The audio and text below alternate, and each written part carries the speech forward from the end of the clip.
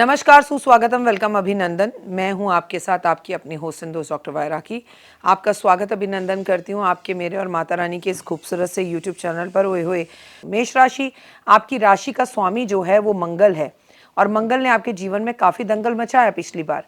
सबसे पहले तो मैं आपको ये बता दूं कि आप बड़े क्रोधी होते हैं, गुस्से वाले होते हैं, कॉन्फिडेंट होते हैं, लेकिन जीवन के अंदर बार बार रुकाव भी आपके आते हैं। लेकिन आपको अपनी जीवन में अगर कुछ बदलाव चाहिए तो साल 2026 मेष राशि वाले लोगों के जीवन में बहुत अच्छे बदलाव लेकर आएगा। हाँ, रुक जाइए, ओवर कॉन्फिडेंस में मत रहिएगा, क्योंकि इसके साथ एक बात याद रखिएगा कि आपके ऊपर शनि की सारसती चल रही है।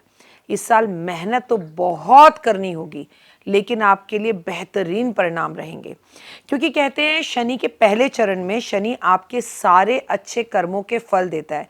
जैसे टीचर आती है ना, तो पहले सारे स्टूडेंट्स को बोलती है ये क्वालिटीज़ आप में हैं, आपकी अच्छाइयाँ आपको बताती है। आप उन अच्छाइयों पर टिके रहते हैं तो ओए फिर तो बात ही क्या है, आप बहुत अच्छे से जानते हैं फिर क्या होता है। फिर आपकी टीचर जब आपके नंबर्स देखती है तो कहती है देखो मैंने तुम्हें बता दिया था, ये गलत है, ये सही है, अच्छे से करो। छात्रों के लिए ये वर्ष सपनों को साकार करने वाला होगा, अपार सफलता दिलाने वाला होगा। इस साल नए घर और नए वाहन के योग बन रहे हैं आपके। आपको अपनी हेल्थ का बहुत ध्यान रखना होगा।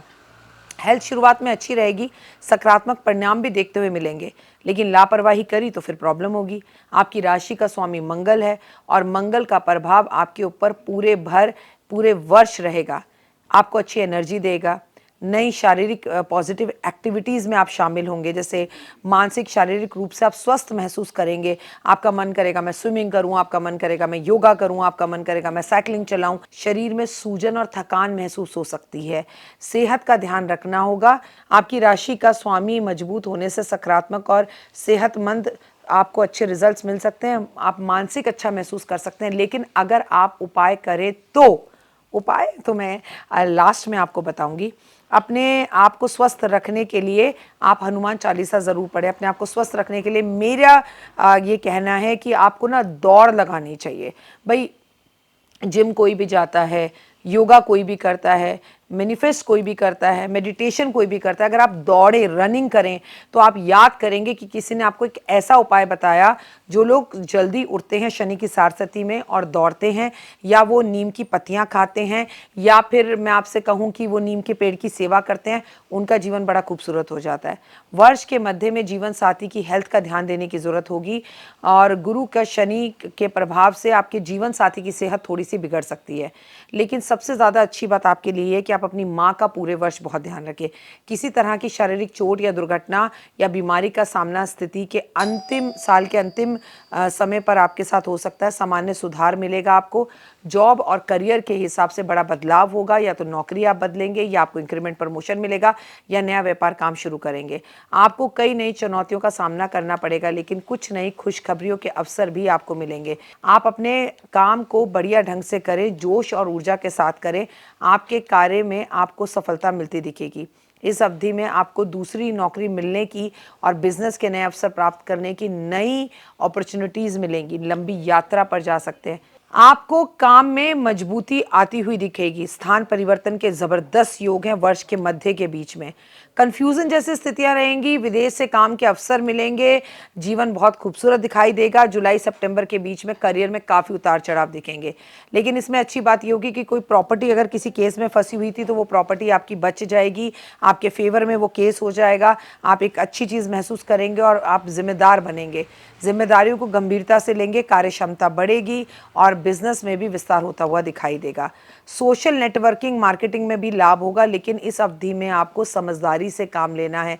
मैं आपको एक बात बता दूं, गाड़ी स्कूटर बाइक दूसरे की ना चलाएं, लाल काले और नीली ना चलाएं। अगर चला भी रहे हैं तो उसमें दुर्घटना रक्षा यंत्र ज़रूर रखें। वर्ष के अंतिम महीनों में करियर में अच्छा सुधार होगा। प्यार हो सकता है, आप सिंगल है तो मिंगल हो सकते हैं। कोई रूठ गया था तो लौट के वापस आ सकता है। पर उससे ज़्यादा खूबसूरत बात इस साल की ये है कि ये साल सूर्य का साल है। नंबर के अकॉर्डिंग आपको क्या करना चाहिए, सूर्य देव की आराधना अर्चना करनी चाहिए। प्लस आपको एक बात का ध्यान खासकर रखना है कि आपके जीवन में कई नए लोग आएंगे, तो नए लोगों को अपने जीवन में एंट्री करने दीजिए। शादी कर रहे हैं तो बिना कुंडली मिलाए शादी बिल्कुल ना करें। और आपके सभी सपने पूर्ण होते हुए दिख रहे हैं। आने वाला वर्ष आपके लिए बहुत ही खूबसूरत है। पर उनके लिए जो सुबह जल्दी उठें, उनके लिए जो हनुमान जी की पूजा करें, उनके लिए जो अपनी माँ का ख्याल रखें, उनके लिए जो थोड़े से अपने जीवन के अंदर पॉजिटिव रहे और पॉजिटिव सोचें। आप दूसरे का अपमान करेंगे, खूबसूरत सामान है, खूबसूरत समय है, खूबसूरत साल है, रिश्तों में मजबूती आएगी तो दूसरा भी आपका अपमान करेगा। भैया सीधा हिसाब है 2026 का, जो दोगे वही मिलेगा।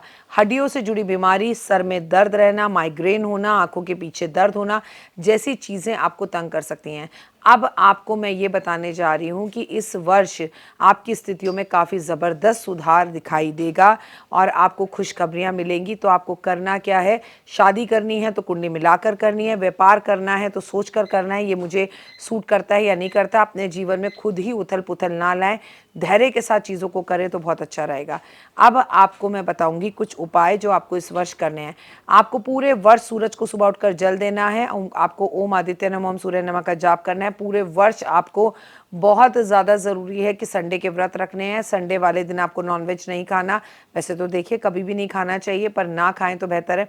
इस पूरे वर्ष आपको चांदी में 5.25 रत्ती का ओपल का लॉकेट पहनना है। आप चाहें तो सोने में भी पहन सकते हैं।